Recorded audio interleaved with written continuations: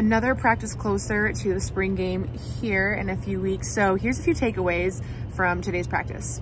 Once again, lots of coaching going on, tons of reps. We heard that from Coach McGuire today. He said this is a developmental program, and the best thing that's happening for this team right now is how many reps each group is getting.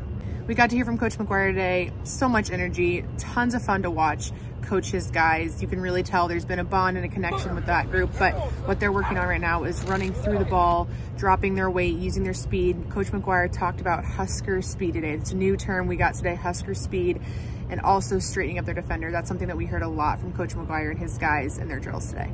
On the other side of the ball, got to watch Coach Cooper run through some drills with the defensive backs, and it's really, once again, all about this contact, preparing players for contact, the dominant contact we've been hearing, but it's all about like the footwork and squaring defenders up and directing players in the right direction, getting themselves prepared for that contact so that in order for them to do it correctly.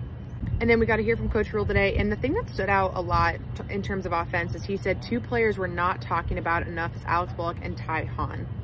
And then Coach McGuire came and talked to the press, and once again, high energy, had a lot to say, a lot of high praise for his wide receiver room. The biggest thing that stood out to me is he said, this is not my office, this is their office.